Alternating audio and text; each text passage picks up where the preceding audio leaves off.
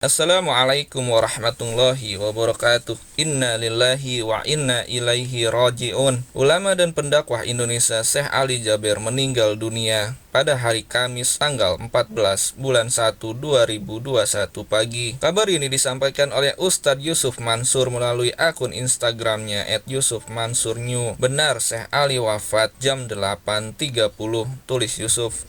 Meski sebelumnya dirawat akibat COVID-19, Yusuf Mansur menegaskan bahwa Syekh Ali Jaber sudah dinyatakan negatif COVID-19 sebelum akhirnya meninggal dunia. Ulama kelahiran Madinah 3 Februari 1976 ini memiliki nama lengkap Syekh Ali Saleh Muhammad Ali Jaber. Pria kelahiran Madinah, Arab Saudi ini berkeliling Indonesia demi syiar Islam. Penyampaian dakwahnya jelas dan menyejukkan, apalagi ia seorang penghafal Al-Quran. Berkat ketulusannya berdakwah di tanah air, Syekh Ali Jaber menjadi warga negara Indonesia.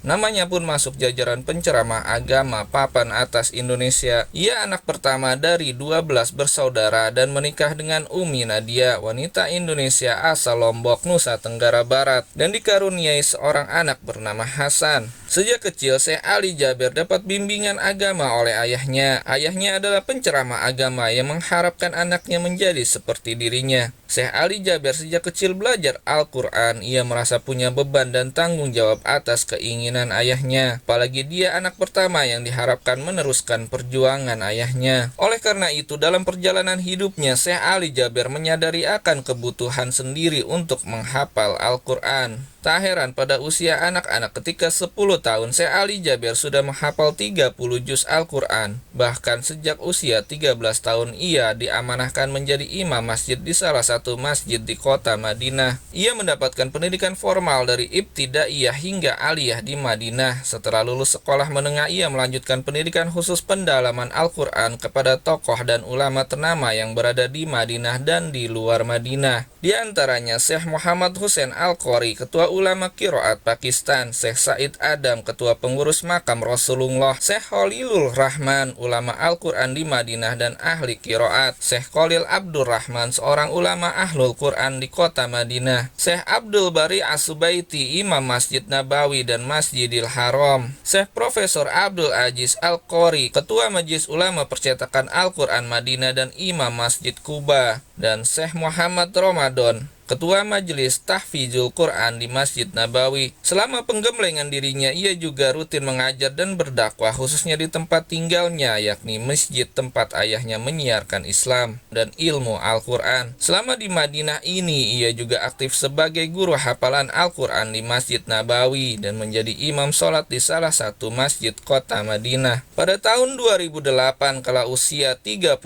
tahun, Syekh Ali Jaber terbang ke Indonesia. Ia menuju Lombok, Nusa Tenggara Barat, asal istrinya tinggal. Di sini ia menjadi guru tahfidz atau hafalan Quran, imam sholat khotib di Masjid Agung Al-Muttaqin, Cakra Negara, Lombok, Nusa Tenggara Barat, Indonesia. Karirnya berlanjut saat ia diminta menjadi imam sholat tarawih di Masjid Sunda Kelapa Menteng, Jakarta. Selain itu, ia juga menjadi pembimbing tadarus Quran dan imam sholat id di Masjid Sunda Kelapa Menteng, Jakarta ini. Kehadiran Syekh Ali Jaber ternyata mendapat sambutan yang sangat baik oleh masyarakat Indonesia. Dakwahnya yang menyejukkan, penyampaiannya sangat rinci dan berisi dengan ayat-ayat Al-Quran dan hadis.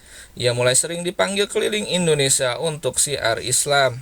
Ketulusannya berdakwah, ia mendapat penghargaan dari Presiden Susilo Bambang Yudhoyono pada tahun 2011. Ia menjadi warga negara Indonesia sejak itu. Ia rutin mengisi acara Damai Indonesiaku di TV One dan menjadi juri hafiz Indonesia di RCTI. Untuk menyiarkan Islam lebih aktif dan melahirkan para penghafal Al-Quran di Indonesia seperti ditulis dalam situsnya. Ia mendirikan Yayasan Syekh Ali Jaber berkantor di Jatinegara, Jakarta, dan ia sendiri tinggal di Pondok Bambu, Jakarta Timur. Karir Syekh Ali Jaber terus mengalir. Dia mulai tampil di berbagai program televisi, bahkan ia juga menjadi aktor dalam film Surga Menanti pada tahun 2016. Film berkisah tentang remaja yang bercita-cita menjadi seorang hafiz Quran.